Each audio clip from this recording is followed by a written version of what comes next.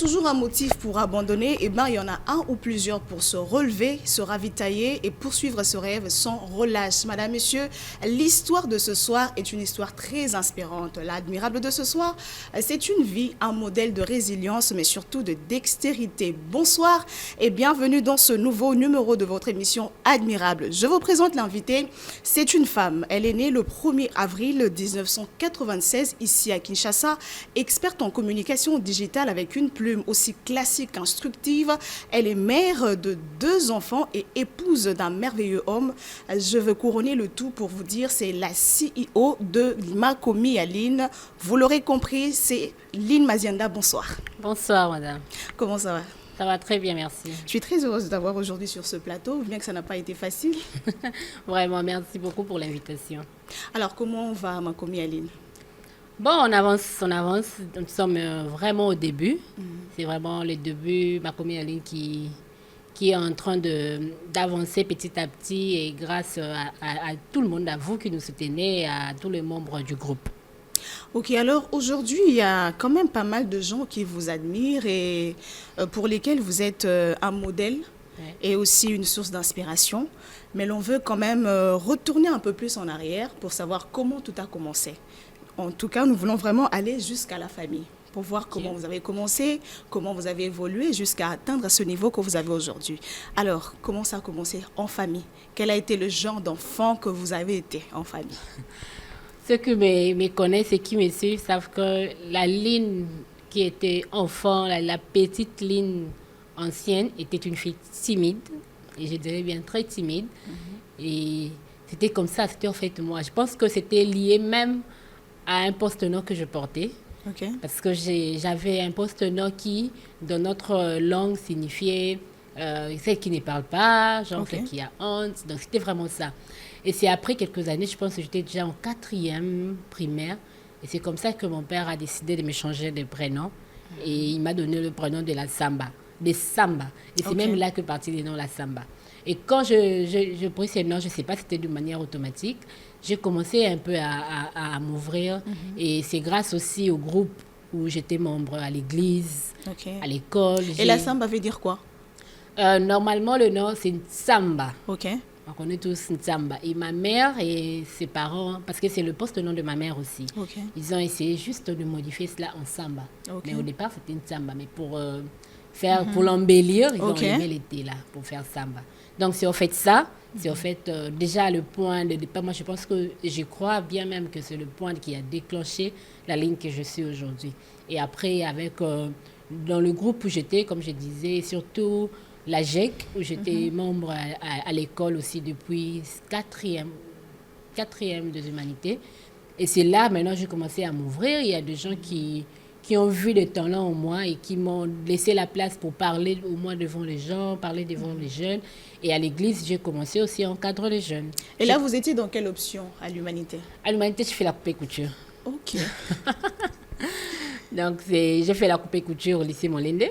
C'était par ambition ou les parents ont exigé à ce que tu le fasses? Non, les parents n'ont pas exigé, mais ils m'ont orientée. Parce que étant enfant, comme je disais, je ne parlais pas et j'ai préféré parler à mes poupées.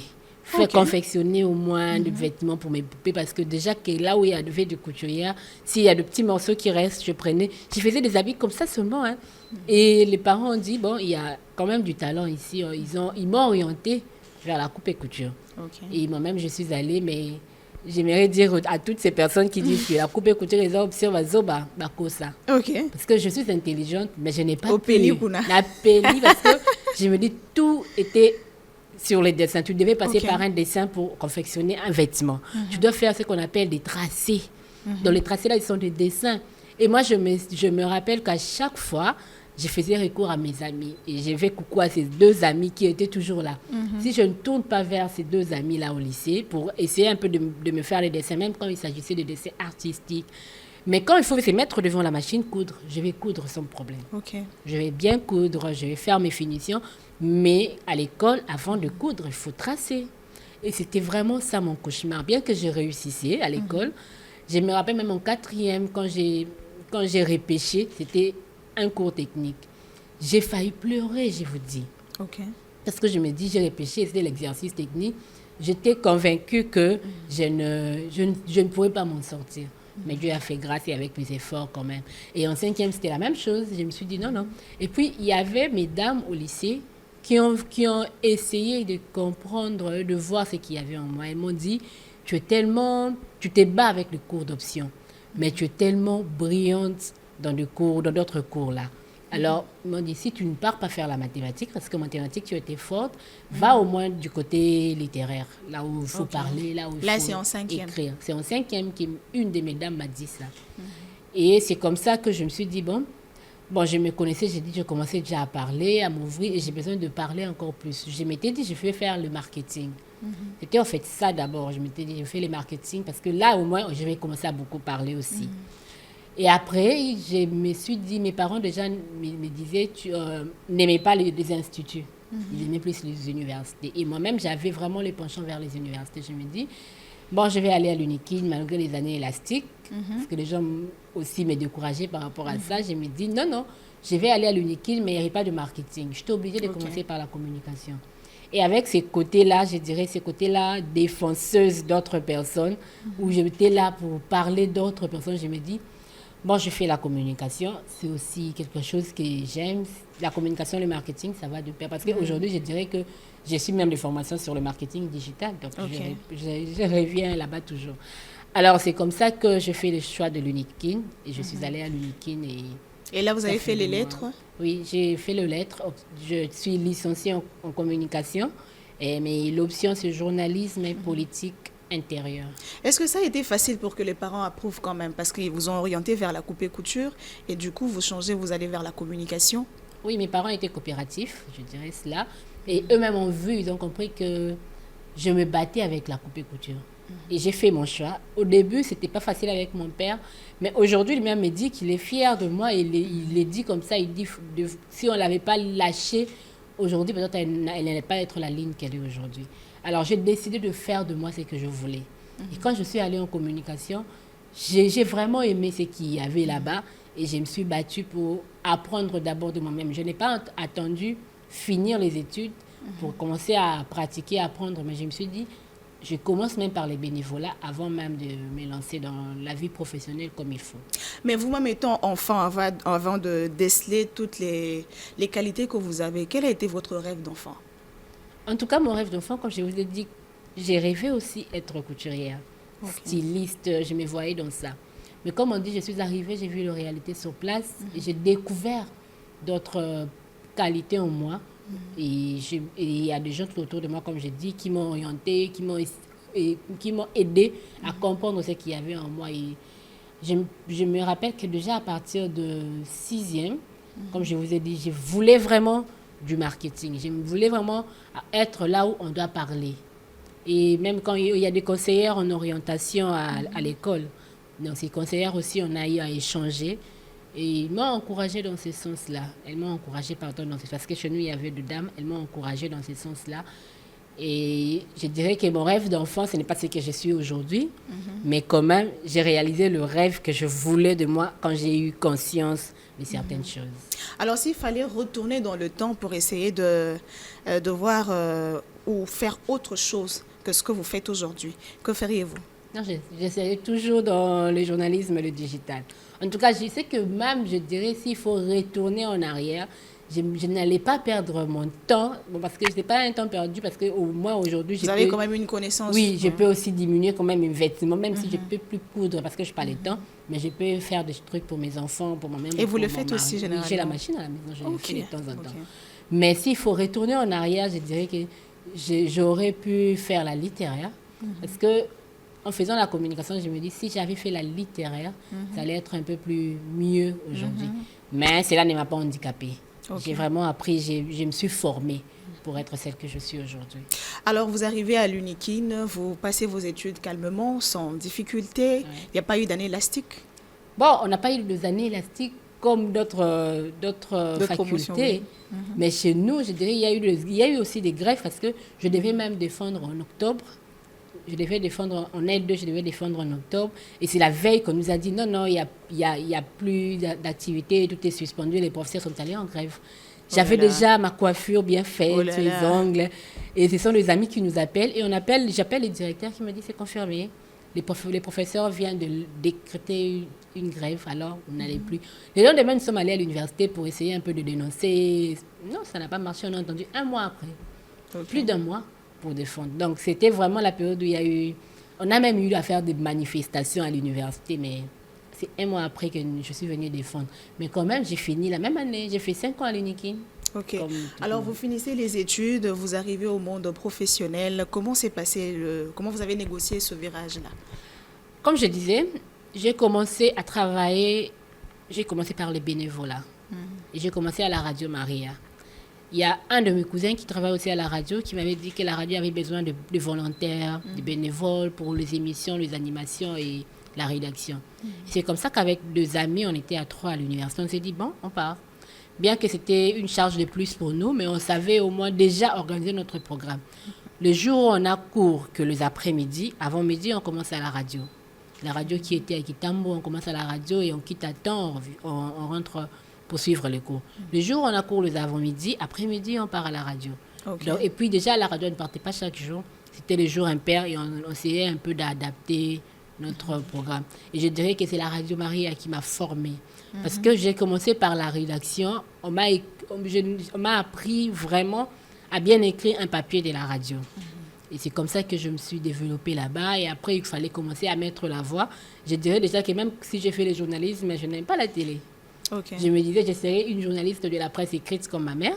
Ok. Ou bien je serais une journaliste de la radio, mais pas la télé. Moi, j'aime pas la télé. J'aime pas les caméras. Et c'est comme ça que j'ai commencé à mettre la voix à la radio. Et après, on m'a demandé de faire des émissions. Il y avait eu des animations de 12 heures, Paix du Christ, que j'ai faisais, où il y avait des dédicaces. Et après, j'ai commencé à animer aussi la prière de chapelet que la Radio Maria faisait chaque jour à 9 heures. Et j'ai passé 2 ans dans cette radio. Je dirais que c'était vraiment le bénévolat. Est-ce que les aînés vous ont quand même laissé de l'espace? Parce que ce monde, c'est un peu compliqué. Hein. C'est très compliqué. Moi, je me dis, je dois avancer parce qu'à la Radio Maria, ce qui est sûr, les aînés nous ont laissé de l'espace. Et il y avait de mamans, de papas, de jeunes qui nous ont aidés. Moi, je dirais, ils m'ont beaucoup aidé à la radio. Alors, vous avez eu de la chance. Oui. En tout cas, je pense que c'est comme ça jusqu'à aujourd'hui. Toutes les personnes qui sont à la Radio Marie, on laisse, surtout que c'est du bénévolat, pourquoi tu vas empêcher l'autre? Il y a certes les gens qui sont engagés là-bas, mais parce que moi, des fois, quand j'animais les animations de Peu de Christ, là, il y avait toujours un ancien à côté. Ok. Avec qui nous étions en train d'animer. Même quand il fallait faire de chapelet, il y a toujours même les responsables, le prêtre étaient là. Donc, c'est comme ça qu'ils nous ont vraiment aidés jusqu'à ce que même j'ai essayé avec un autre confrère de lancer même le site, les réseaux sociaux, le site internet de la radio où on a commencé à animer ensemble avant que je parte parce que c'était vraiment quand j'étais déjà en train de partir. Mais dans la vie professionnelle, certes, j'ai rencontré des blocages aussi, surtout quand je suis entrée dans le monde du journalisme avec des reportages. Ok. Parce que moi, je faisais des reportages parfois, c'était gratuit. On ne t'a pas appelé, mais tu viens. Et on connaît notre média. Comment. Moi, je connais même un aîné avec qui aujourd'hui on parle très bien, mais qui avant m'avait vraiment empêché d'évoluer. Ok. Même quand tu veux dans des reportages. Sans raison. Bino va t'aimer, mais surtout que votre média n'est pas encore connu. Donc, c'était vraiment comme ça. Mais après, quand il m'a découvert, aujourd'hui, là, on parle très bien. Et puis, il m'encourage dans ce que je fais. À la Radio Maria, vous avez passé combien d'années? 2 ans. 2 ans de bénévolat. Oui. Et quelle a été votre motivation? Je 2 ans, voulais c'est quand juste même trop. apprendre. Ouais, je voulais juste apprendre. Je voulais avoir de l'expérience. Parce qu'aujourd'hui, on s'est dit qu'on n'engage pas de jeunes sans expérience. Mais les expériences, c'est déjà ça. Ah Les oui. formations que nous faisons, Ah oui. le bénévolat. Moi, j'ai commencé. Et puis, j'étais avec des amis que j'ai amenés à la radio comme des bénévoles. Je suis partie, ces amis sont restés. Ok. Donc, pour dire que même quand j'étais partie de la radio, mais quand il y avait des gratifications de fin de l'année, des fois, la radio, on m'appelait parce qu'on sait que je me suis donnée à cette radio pendant 2 ans. On m'appelait, je venais. Donc, même aujourd'hui, si j'ai dit que je vais participer à une tranche d'animation, on va m'y recevoir. Donc, c'était juste pour apprendre, le besoin d'apprendre que j'ai fait ça. Alors, vous finissez avec la Radio Maria. Vous êtes encore à la maison ou vous transitez vers un autre média? Avant même de finir avec la Radio Maria, parce que je commençais la Radio Maria en 2016 et j'ai fait 2 ans, comme je disais, donc à peu près 2018, j'avais fini, 18-19. Mais quand j'étais à la Radio Maria, j'étais aussi devenue blogueuse de Habari RDC. Ok. Je pense qu'il y a certaines personnes qui connaissent Habari RDC, qui est une communauté de blogueurs. Et c'est en 2017 déjà, vu que c'était un truc qui se faisait en ligne, tu dois justement écrire tes blogs, tu envoies, on corrige, on publie. Donc je les faisais comme ça. Et c'est en 2017 parce que il y a un des coordonnateurs à l'époque là, je l'avais déjà contacté moi-même. Ok. Monsieur Lémien, je l'avais contacté sur Facebook, je voulais adhérer parce qu'il y a un ami qui était là qui m'a parlé d'Habari. Bon, il m'a un peu compliqué, il ne m'a pas pris. Et après, je lui ai envoyé une demande d'amis sur Facebook, nous sommes devenus amis. Et c'est comme ça, comme j'étais habituée à écrire sur le réseau, et j'écrivais comme ça. Je me rappelle qu'un jour, j'ai fait un commentaire, une analyse sur une situation de l'époque, là, par rapport à la jeune fille. Et il a apprécié mon texte. Il m'a demandé, est-ce qu'on peut publier ça chez Habari? Et il m'a demandé, est-ce que tu peux rejoindre la communauté? Ok. Bon, à l'instant là, je ne pouvais pas lui dire, je t'avais déjà demandé, hein, mais tu l'avais refusé. J'ai laissé, j'ai accepté. Et c'est comme ça qu'il m'a appelé, ils m'ont encore formé dans le blogging. Ils ont commencé à publier mes articles. Et comme c'était on payait par de piges, et c'est là que j'ai commencé à recevoir mes Donc premiers là où les salaires. paroles n'ont pas pu convaincre, ce sont vos qualités.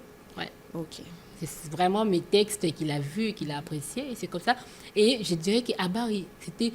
En fait, partout où je suis passée, j'ai appris à grandir parce qu'il y avait des gens tout autour de moi qui m'ont aidé. Vraiment, mon coordonnateur de l'époque, l'équipe qu'on avait à l'époque. Et après, je me rappelle, la première fois pour moi de parler, c'était de parler devant beaucoup de gens pour une activité professionnelle, c'était chez Habari. Et c'était une grande activité. Il y avait des groupes, des panels. Et c'est dans mon groupe qu'on dit, j'étais vraiment avec de grandes personnes, Madame Annie Maudit, de Afia Mama, il y avait beaucoup de gens, mais c'est moi qu'on avait choisi. C'est toi qui vas faire la restitution.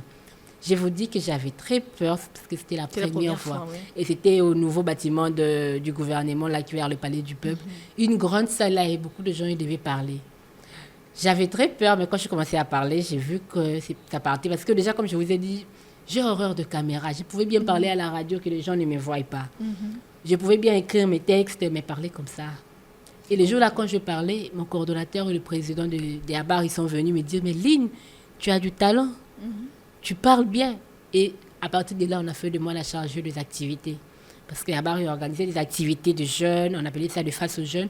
Et c'était moi la modération depuis cette période-là. Et ça ne vous a pas tenté de faire la télévision comme Non, toujours pas. Toujours pas. Et j'ai commencé à animer comme ça. On pouvait même inviter des autorités, des députés qui étaient là, des personnalités politiques ou comme de la société civile. Et c'était moi l'animation de ces faces jeunes. C'était moi, non seulement à l'animation, mais à l'organisation aussi. Et ça m'a aussi permis de parler. Parce que je dirais que j'avais au mois de la quine, je me disais, est-ce que je saurais? Est-ce que je vais arriver? Mais quand j'étais là et qu'on devait commencer, ça partait comme ça. Et c'est comme ça que j'ai évolué à Habari. Et je dirais que jusqu'à aujourd'hui, je suis blogueuse des Habari RDC. Alors, quand est-ce que vous avez pris la décision de vous focaliser maintenant sur la communication digitale? Comment d'abord vous avez pu acquérir toutes ces compétences-là? Toujours avec Habari, je dirais parce que en L2, j'ai passé le stage à B1, mais j'ai essayé la télé, bien que je n'étais pas vraiment devant là pour parler, mais il y avait des émissions où on m'appelait, on est ensemble, il y a un jour, on est ensemble, on a invité quelques personnes, on m'a invité là, mais j'ai pas trouvé que c'était pas moi en fait. Mais quand il fallait être à la rédaction, écrire, c'est là que j'étais. Et avec Habari, on nous a formés parce que c'était du numérique, il fallait apprendre comment écrire un papier, tout ça, comment même publier cela. Et j'ai eu à faire des formations aussi avec ICOFEM, l'Union congolaise de femmes de médias. Parce qu'il y avait aussi la présidente de l'époque qui, en voyant ce que je faisais, m'a dit, bien que tu es chez Habari, mais tu peux venir chez ICOFEM nous aider avec le site, parce qu'il fallait lancer les sites web et il fallait avoir quelqu'un qui va écrire, publier. Et pour faire ça, il fallait être formé. Et j'ai été formée, il y avait Trésor Kalonji, je pense, je ne me rappelle plus du nom, un ancien de l'UNICEF qui était venu nous former dans le Mojo, on appelle ça un journalisme mobile, mais aussi avec le côté site web. Il nous a formés et après quelques années, je pense que j'ai aussi fait une formation avec l'UNICEF sur toujours le journalisme mobile. Et quand on parle du journalisme mobile, on voit tout ce qui a trait avec les téléphones. Il nous a appris les réseaux sociaux. Et c'est comme ça que de moi-même aussi, j'ai commencé à suivre des formations même en ligne Il y a des formations gratuites que j'ai eu à faire. Et ça m'a vraiment donné du goût. Et aussi, je dirais, j'ai un mari qui est dans ce domaine-là. Ok. Lui-même, il est dans l'informatique. Et c'est même lui qui m'a appris même à manipuler la machine, faire des trucs sur la machine Word, Excel. C'est vraiment lui. Et c'est lui qui m'a motivé, qui m'a dit, pourquoi pas on se lance vraiment. Tu as une passion pour les réseaux sociaux. Pourquoi pas on se lance dans le digital, d'abord sur les réseaux sociaux. Et c'est comme ça que de temps en temps, je me suis dit, je crée ma page. Et quand j'ai quitté Bio1 après les stages académiques et quelques mois de stages professionnels, il y a un aîné aussi, Steve Mbouy, qui a lancé son média Tchakou News, qui m'a appelé. Il m'a dit, viens. Et pour lancer ces médias, on a aussi été formés. Là, vraiment, c'était vraiment une formation sur comment devenir un webmaster. Donc, comment publier sur les sites, comment créer de pages web. Donc, c'est vraiment là aussi que j'ai été formée. Donc, comme je disais, ma vie, c'est vraiment une formation tout entière. J'ai vraiment appris, j'ai été formée. Et même dans Tchakou News, c'est moi qui publiais à un certain moment. Le webmaster pouvait être occupé. On me dit, Lynn, viens, tu as les accès, j'entre sur le site, je publie. À l'ICOFEM, j'ai commencé à publier. Et même quand je vais déjà arriver dans le monde des organisations, quand je suis arrivée chez MSF, c'était vraiment, au fait, ça maintenant, le site web. On m'a appelé, on m'a formé sur Drupal et j'ai conçu un site web. Avec l'aide de quelqu'un du siège, mais c'était moi, il m'a donné la base, il m'a dit, continue à créer d'autres choses. J'ai créé et j'ai commencé à animer comme ça. Et c'est comme ça que j'ai eu la passion du numérique. Bien qu'il y a aussi des gens que je suivais sur les réseaux sociaux, mais je m'étais dit, avec l'évolution actuellement, le monde évolue et demain, le digital est vraiment important. Aujourd'hui, le digital est important, demain, ça sera encore important. Et pourquoi pas me lancer dans ça? Et c'est comme ça que je me suis lancée. Avec, comme on dit, mes idées éparpillées. Il y a eu des gens qui m'ont aidé. Il y a eu mon mari qui m'a aidé. Et on m'a aidé à canaliser tout ça. Alors, quelles sont les plus grandes difficultés que vous avez rencontrées, que ce soit dans le journalisme et de la communication digitale? Bon, dans le journalisme, je dirais, comme je vous avais dit pendant le reportage, c'était au fait difficile parfois d'aller dans un reportage et être considéré comme d'autres personnes. Il y avait déjà des chaînes qui sont connues. Alors, nous autres, là, qui ne sommes pas connus, surtout quand j'ai commencé avec Tchakou News petit à petit, et avant même Tchakou News, je partais faire des reportages pour moi-même, pour mon blog, pour mon site, la Samba News. Mais il y avait vraiment des réticences, surtout pour avoir accès à certaines informations, à certaines activités. Il fallait recourir à d'autres personnes qui ont déjà accès pour essayer un peu de faire le pourparler et afin d'accéder. Mais après ça, je me dis, moi j'aimais les terrains. Moi, ces terrains, c'était moi. Je faisais même des reportages gratuits comme ça, pour rien, de faits divers que j'allais faire. Et c'était un peu ça la difficulté. Mais sur le plan digital, je dirais, avec tout ce qu'il y a sur Facebook, les restrictions, c'est vraiment ça la plus grande difficulté. Si aujourd'hui, j'ai pu fermer mon site web, la Samba, c'est à cause de Facebook. Parce que Facebook, quand tu publies une information, et que peut-être c'était pas... Bon, j'avais confiance à ma source, il y a une information que j'avais publiée, c'était venait même de Top Congo. J'ai publié et l'erreur à l'époque que j'avais faite, c'était de faire encore une deuxième publication, un démenti, tout en supprimant la première publication. Et selon les algorithmes de Facebook, on a vu comme si c'était du mensonge, de la tromperie, et on a restreint la publication. Et après, on a restreint même le lien du site web. Je ne peux plus publier parce que je me dis c'est les réseaux sociaux qui nous aident à avoir la visibilité sur les sites. Si Facebook me bloque, à quoi sert encore de continuer à publier et ne pas mettre ça sur Facebook pour m'attirer? Ça sera du travail en vain.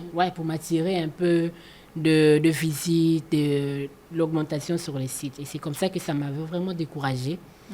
Bien que j'ai laissé seulement la page, je pouvais bien laisser seulement la page et continuer à mettre certaines informations, mais avec le temps, j'étais fatiguée. Alors aujourd'hui, nous sommes dans Makomi Aline. Quelle a été votre motivation et d'où est venue l'idée de faire Makomi Aline? Bon, Makomi Aline est née toujours avec la passion que j'ai de parler des autres et avec la société. Nous savons tous ces derniers temps, il y a aussi TikTok qui est une plateforme qui donne aux gens la possibilité de parler de beaucoup de choses.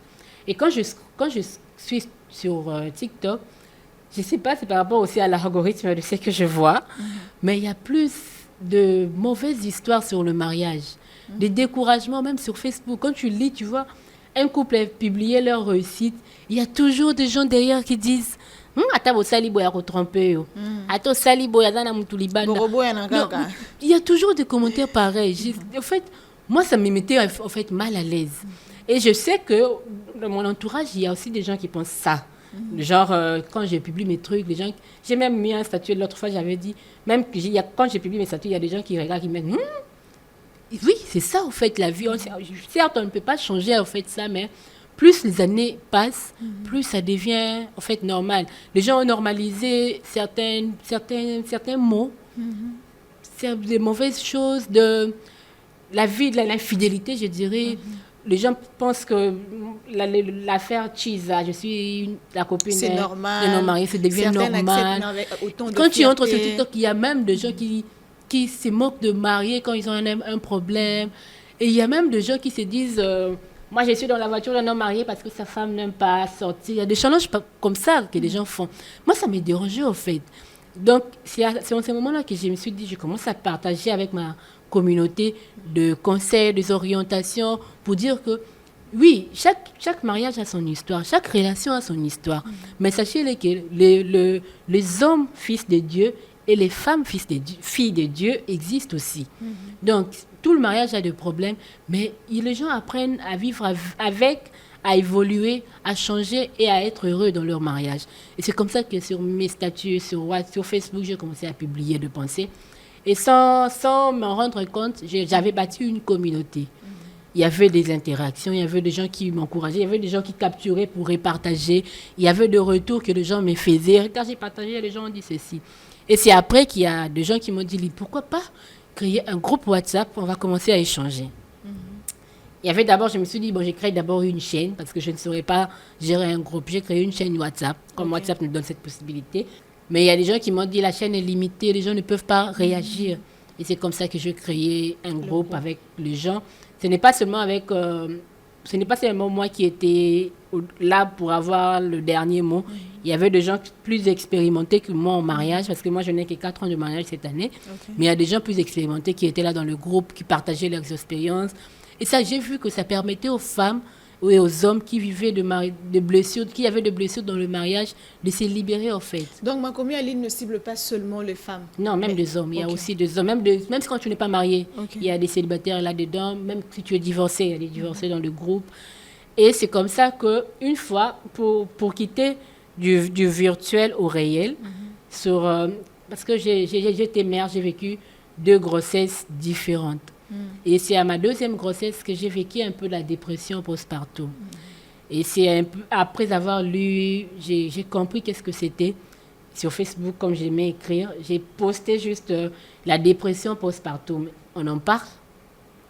Et j'ai reçu des commentaires, j'ai vu qu'il y avait des femmes qui souffraient après l'accouchement, qui vivaient cette dépression. Et il y avait des hommes qui n'acceptaient pas cette dépression, qui se disaient « Ah, ma poto ».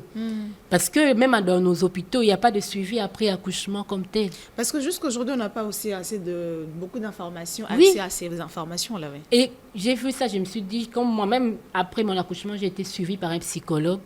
Et c'est avec lui que j'ai changé. Je disais, et si on organisait une activité avec d'abord de femmes, pour écouter les femmes, leur laisser l'espace de parler.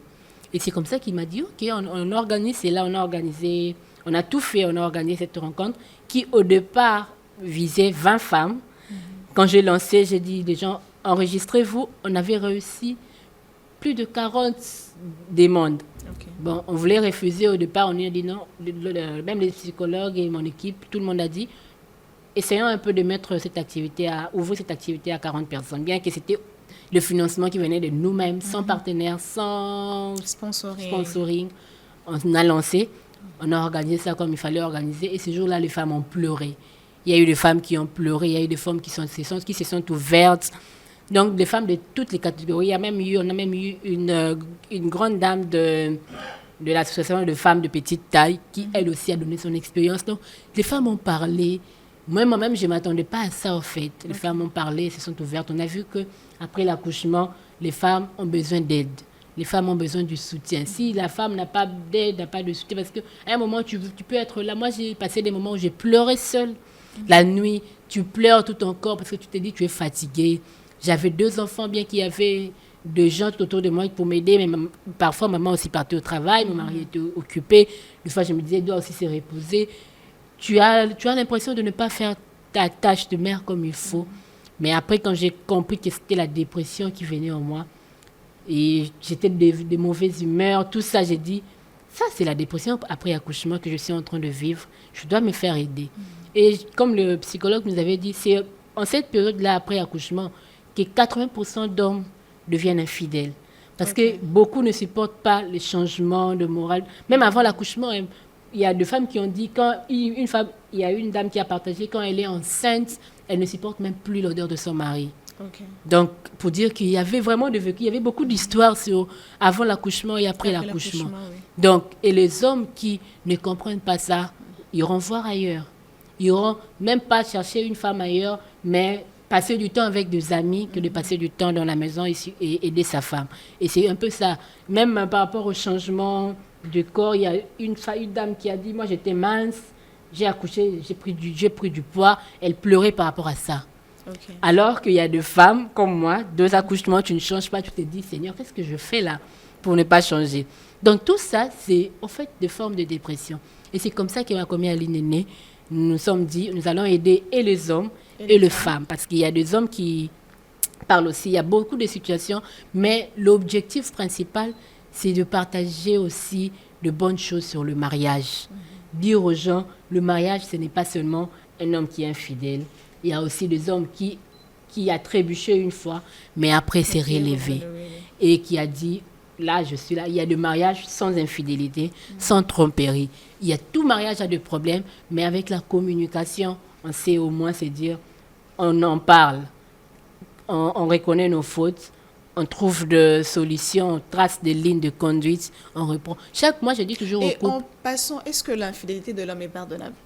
Et quoi? Pardonnable.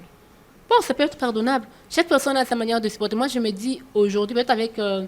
ça dépend aussi du vécu, de quelle famille tu viens. Il y a des gens qui ont vécu dans des familles où il y avait son père est infidèle, mais c'était normal pour eux. Il y a des femmes qui ont vu leur mère souffrir et qui se disent, moi, je ne peux pas supporter l'infidélité. Des hommes qui ont vu leur mère souffrir disent, moi, je ne peux pas faire souffrir de femmes. Donc, je dirais que c'est pardonnable et ça dépend de chaque personne. Moi, je peux me dire, l'infidélité, c'est pas seulement aller coucher avec notre femme. L'infidélité, c'est aussi prendre rendez-vous avec d'autres femmes. Tu connais ses intentions, tu connais tes intentions. Même si vous ne couchez pas ensemble, mais vous allez dîner ensemble. Tu prends cette femme à l'église, tu l'accompagnes quelque part. De votre femme. Parce que et sans dire à ta femme. Et quand tu fais ça, tu mens. Peut-être tu diras que je suis au travail ou dans une course de travail ou pour la famille, mais tu n'es pas là. C'est ça l'infidélité aussi. Mais ça, moi, je me dis, de mon côté, je peux pardonner des petites choses comme ça si la personne accepte de changer aussi. Mais quand ça devient une habitude, où ça va jusqu'à du côté intimité, moi, je trouve ça pas très propre. Je trouve ça un peu... Moi, je ne supporte pas. De mon côté, je ne supporte pas. Mais je dirais que ça dépend de chaque personne. Chaque personne. Parce que si la femme fait la même chose, on dirait que l'infidélité, moi aussi, la pardonner, on t'est obéi, maman. Pourquoi pas? Moi, je dis même dans nous qui avons maintenant des enfants, nous devons commencer dès le bas âge, inculquer à nos enfants, hommes et femmes, à être de bonnes personnes, à être fidèles. Parce que l'infidélité, aujourd'hui, sans nous mentir, c'est quelque chose de rare. Moi, j'ai même des amis, alors quand tu as un mariage, des gens ils disent, mobile, d'elle-même, elle ne fera pas aussi l'effort si tu entres comme ça. Or, ça peut arriver, nous sommes des humains, tout homme est faillible. Mais si tu te dis que tu sais que ça va arriver, mais tu places des barrières de toi-même pour que ça n'arrive pas. Or, si tu te dis que c'est normal, homme ou femme, tu vas le faire parce que tu te dis que c'est normal. Bah, tu vas comprendre la bango, mais ça, ça, tu peux gagner. Donc, mais en fait, tout ça, à nos enfants, nos familles, nous devons essayer un peu. C'est en fait ça, c'est que moi je veux de ma commis.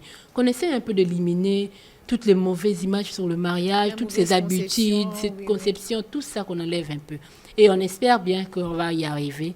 Il y a des gens qui croient en nous. Il y a même des gens qui me disent, organise notre rencontre avec des femmes, avec des hommes maintenant, on va échanger. Je dis, bon, tout ça, ce sont aussi le moyen. Hein? Parce qu'il faut payer les spécialistes qui seront là. L'espace, les gens doivent manger, donc c'est un peu ça. Mais on espère bien qu'on fera des trucs. Il y a déjà des gens qui font ça. Nous aussi, on va apporter notre pierre pour essayer un peu d'illuminer, comme on dit chez nous, de créer un monde de lumière, un peu comme ça. Alors, Lynn Mazianda, 3 choses qui vous définissent le plus.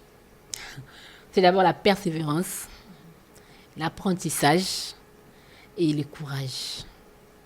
Et si on vous demandait d'estimer ce que les gens pensent de vous? Les gens pensent beaucoup de choses. Je dirais, bon, sur le plan professionnel, bon, les gens pensent que je suis courageuse et que les obstacles ne peuvent pas m'empêcher d'évoluer. Là, je dirais que c'est pas faux, c'est pas très vrai parce que des fois, je rencontre des obstacles. J'ai envie, même pour la maman commis, à ce moment, je m'étais déjà envie de laisser. Mais tu te dis, non, il y a des gens qui croient en moi. Et je ne peux pas au moins comment les trahir ou tout ça. Le décevoir avec tout ça. Mais sur le plan, actuellement, je dirais qu'avec ma commis, il y a des gens qui disent, oh la Tsanine. Peut-être qu'elle y a des vivre un mariage, il y a un mariage, ça peut pas être ça. Les gens, il y a même de rêve, il y a une amie qui m'a dit, j'ai rêvé que tu as abandonné ma commis parce qu'il y avait des découragements. Il y a des gens qui me disent, soit au lobby échanger de thé. Mais est-ce que vous reconnaissez plutôt que par vos actions, il y a un groupe de gens au Baonyongela? Oui, là je le sais très bien. Vous reconnaissez? Je reconnais cela. Il y a même eu des commentaires pareils quand il y a eu la première activité, ou même quand je poste sur le statut, même mes propres contacts. Parce que dernièrement, je venais de poster un truc parce qu'aujourd'hui, je partage avec des couples, avec des femmes, je partage. Et actuellement, j'ai partagé avec une dame j'avais juste posté une photo de moi, je suis allée à une fête.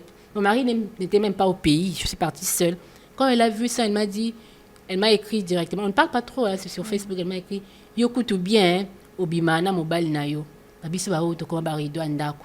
Quand j'ai vu ça ne m'a pas passé. J'ai dit, la photo, je suis seule, sans mon mari. Je suis allée à la fête seule.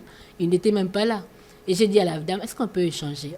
Et j'ai compris qu'elle souffrait de ça, au fait. Son mari qui part, qui sort, même quand il a des invitations pour le fête, il préfère aller seul. Et la dame souffrait. Et puis elle a un enfant. J'ai senti qu'il y avait un problème. Et je me suis dit, bon, je peux aussi partager sur ça. Et j'ai juste écrit, les hommes, apprenez aussi à sortir avec vos femmes. Elles ne sont pas là juste pour embellir votre maison, mais elles sont là aussi pour se détendre. Même le fait de sortir là, ça permet à vos femmes d'être épanouies. Et j'ai dit aux femmes aussi, n'attendez pas seulement que vos hommes sortent avec vous. Sortez aussi de vous-même. Demandez l'autorisation de partir. Ça doit être réciproque. Être avec des amis, être avec la famille. Ça vous permet aussi de vous développer, de vous épanouir. Ne dépendez pas seulement de quelqu'un d'autre. Et il y a eu des commentaires des hommes qui m'ont dit « Yom te sont encouragés, babi maka, elles sont de mariage. » J'ai dit « Non, elles vont sortir avec votre autorisation. Mais ce n'est pas que les lois sengi au boy, l'obi a sengi au boy, moussimba abimarate, asala-rate, abimarate, elle va aussi déprimer. Elle-même, sa manière de voir la vie, ça va changer. Moi, je me suis dit, comme on dit en lingala, onyonga. Pourquoi? Parce que on pensait que bien non, elle change même la personne qu'elle est. Elle devient une personne peut-être mauvaise, choquée. Et donc c'est un peu ça. Alors il y a un groupe de gens qui est venu nous voir à votre sujet. Ce groupe a dit que, en fait, c'est 3 personnes. Elles ont toujours eu des choses à vous dire, mais qu'elles n'ont pas pu vous le dire. Pourquoi? Parce que vous n'avez pas voulu régler le problème à l'amiable. Vous ne leur avez jamais donné l'accès de régler ce problème. Alors, ils ont demandé à ce que nous faisions la médiation entre vous et eux pour qu'elles puissent vous parvenir ce problème-là. Et aujourd'hui, je pense que vous aurez quand même cette bonne volonté-là d'en finir avec ce problème et de passer à autre chose. Ok. Vous voulez les entendre? Ouais, je suis là. C'est parti. Vous regardez juste à côté, là. Bonjour ma chérie, je pense que tu vas bien.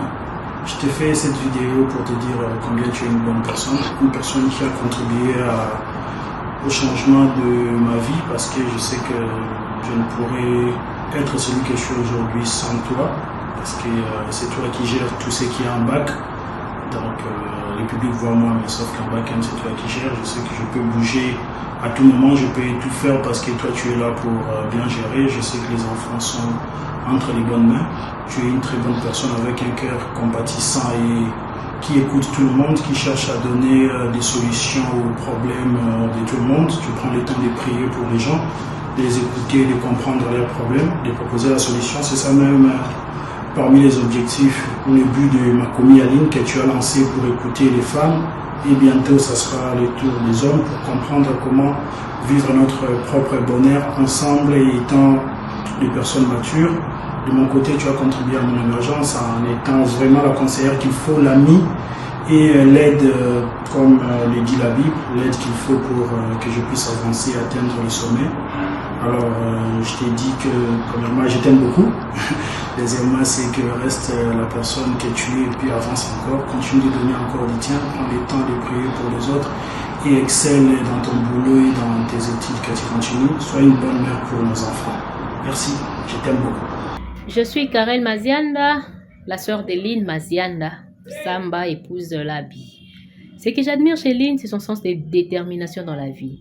Lynn est déterminée dans tout ce qu'elle fait. Elle cherche toujours le meilleur d'elle-même. Elle cherche toujours à aller loin. C'est ce que j'admire le plus dans sa vie. Lynn, je ne lui ai jamais dit cela, mais c'est une occasion pour moi de le faire devant tout le monde.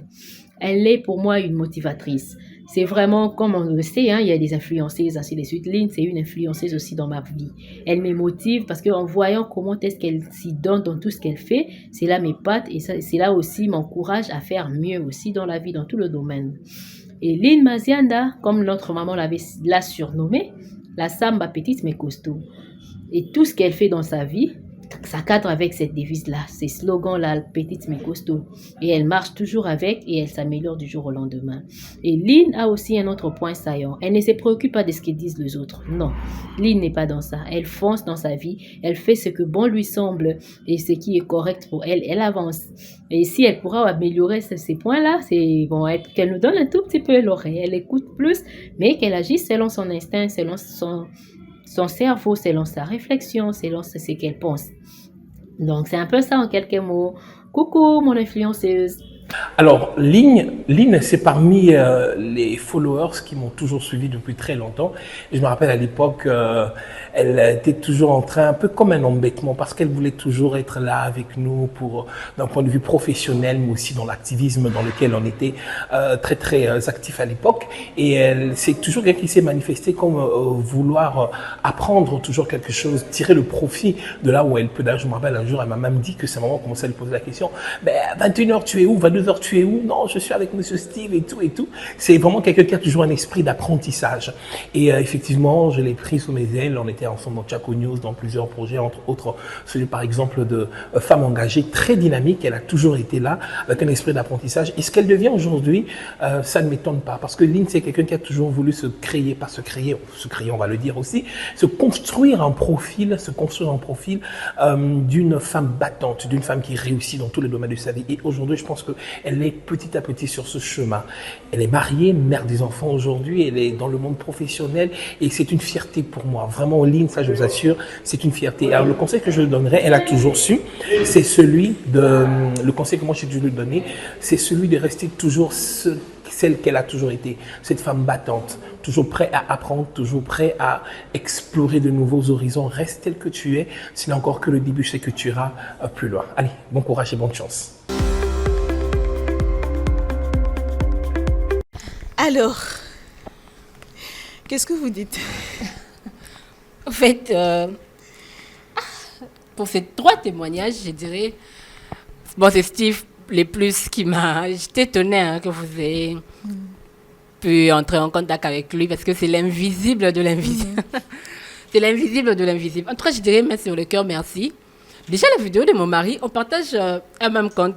Bon, un même compte sur Google Drive. J'avais vu cette vidéo, moi je ne savais pas que c'était pour vous. J'ai vu qu'on sauvegarde nos données sur un même compte.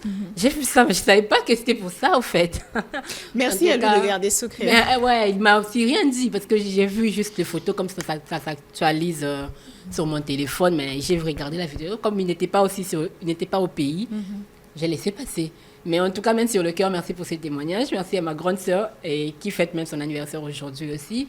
Merci à Steve Mbouyi. En tout cas, Steve Mbouyi, c'est vraiment un grand frère que je n'oublierai pas, peu importe le problème. Parce qu'il m'a laissé la place, il m'a encouragée. Et ma grande sœur, que je dirais, Elle est aussi une femme battante comme moi parce qu'elle est ingénieure. Et j'apprends aussi d'elle. Elle a un grand cœur. Moi, je n'ai pas son cœur parce que c'est qu'elle, elle supporte. Moi, je ne pourrais pas supporter. Et à mon mari qui a toujours été là pour moi. Et on a aussi des moments où on ne s'entend pas, des mésententes. Même pour le sujet de Makomi, il y a 2 fois aussi. Je suis en train de préparer mes textes. Il me dit, non, toi, tu es toujours pour les femmes. Je le fais aussi comprendre que ce n'est pas seulement pour les femmes. Ces sujets, ça intéresse les femmes. Donc, c'est ça, c'est qu'il faut. On fait des recherches ensemble, on apprend. Lui apprend et moi aussi, j'apprends aussi 2 fois de lui. Et même aujourd'hui, pour communiquer comme je communique aujourd'hui, c'est aussi grâce à mon mari. Parce qu'avant, en couple, quand il faut communiquer, en fait, j'étais là en train de beaucoup parler, je ne laissais pas l'espace. Mais aujourd'hui, j'ai appris à bien communiquer. C'est grâce à lui, grâce à ses remarques. Et je sais que lui aussi, de son côté, il va aussi et bien s'améliorer, se perfectionner et changer ce qu'il y a de défaut en lui. Moi aussi, je change ce qu'il y a de défaut en moi pour essayer un peu de continuer d'être le modèle pour toutes ces personnes qui nous prennent pour le modèle actuellement et dans la vie future qui nous prendra. Alors, c'est pratiquement la fin de cette émission, mais ça reste la toute dernière rubrique. Ouais. C'est intitulé « En vérité ». On vous posera des questions sur peut-être des choses qui se disent sur vous, ouais, mais des choses sur lesquelles vous n'êtes jamais prononcé. Alors, aujourd'hui, nous voulons à ce que vous puissiez éclairer la lanterne de l'opinion, qui pense vous connaître d'une certaine façon, mais que vous l'êtes ou vous ne l'êtes pas. Alors, vous allez répondre en vérité, mais vous allez mettre la main sur votre cœur pour nous certifier que ce qui sort de votre bouche est une vérité. Okay. On peut y aller? On peut y aller. Votre main sur le cœur. Okay. Alors, en vérité, Lynn Mazianda peut être parfois prétentieuse, parfois méprisante, lorsqu'elle est en face d'une personne qui ne rassemble pas tous les potentiels qu'elle attend. Non. En vérité, Lynn Mazianda, avec autant de tâches, vous êtes parfois une femme et une mère absente à la maison. Faux. Alors, votre commentaire par rapport à ces questions? Par rapport à ça, je suis toujours une mère présente pour mes enfants et une épouse pour mon mari. Certes, je travaille. Je travaille à temps plein. Et pire encore, je travaille dans une organisation de la place, dans une ONG internationale, je dirais. Mais je suis toujours là pour mes enfants parce que je me dis, quand je finis le boulot, je rentre. Et le week-end, je passe toujours le temps avec mes enfants. Donc moi, je dis toujours aux gens, s'il faut me trouver, c'est dans la semaine et au boulot. Mais si je suis le week-end, c'est difficile. Soit tu viens chez moi, mais pour me déplacer, c'est très difficile parce que je vais être là pour mes enfants. Le soir, je suis là. J'ai une nounou, bien sûr, qui reste la journée avec les enfants. Mais c'est que ma fille aînée a appris, c'est grâce à moi. D'abord, mon mari me pardonne parce que lui aussi, il travaille. Mais je suis là. J'apprends à mes enfants ce qu'il faut de bonne manière. Je les inculque de bonnes choses. Donc, je ne dirais pas que je suis absente. Je suis toujours là. Et toutes les personnes qui me connaissent savent que quand tu invites Lynn, surtout si c'est un week-end, elle viendra toujours avec ses enfants. Donc, c'est toujours moi. Alors, c'est la fin. Vous avez des perspectives pour Makomi Aline, un programme en vue? Oui, pour Makomi Aline, on est en train de préparer une deuxième activité. Ça, c'est pour réunir les hommes et les femmes. Et je pense qu'on va trouver cette fois-ci aussi un spécialiste qui sera avec nous, qui, après avoir entendu tout le monde, va nous orienter. Bon, nous sommes encore en train de débattre sur les sujets parce qu'il y a beaucoup de sujets. Et ce sont des sujets intéressants, mais il faut vraiment choisir un sujet et qui va nous aider. Donc, Makomi Aline, moi, je pense que ça deviendra un truc de grand. C'est déjà un truc de grand. Et Dieu aidant, avec le soutien de tout le monde, de toutes ces personnes qui croient en nous, nous n'allons pas lâcher. Certes, j'étais à un moment découragée par rapport à tout ce que les gens disent et peuvent dire à la langue, mais je sais que tant que je suis sur le bon chemin, je vais foncer, je vais continuer. Merci à toutes les personnes qui nous soutiennent, merci à ces amis qui sont toujours là pour nous. Parce que Makomi Aline, ce n'est pas seulement moi. J'ai aujourd'hui une équipe sur tout le plan sur le digital, tout ce qui est visuel, tout, en tout cas, j'ai vraiment une équipe qui m'aide beaucoup et ce sont des volontaires. Ils le font parce qu'ils croient en un avenir meilleur. Donc aujourd'hui, la Samba et Makomi Aline sont encore très petits, mais demain, on va revenir ici pour témoigner une fois de plus ce que Dieu fera pour nous dans tout ça. Alors, c'était un plaisir de vous avoir sur ce plateau. Merci. D'avoir répondu à notre invitation et surtout à nos questions. Et merci à vous, chers téléspectateurs, d'avoir pris le temps de suivre cette émission qui va vous inspirer et pourquoi pas vous aider à vous relever de partout où vous êtes accablés. On se retrouve au prochain numéro. Bye.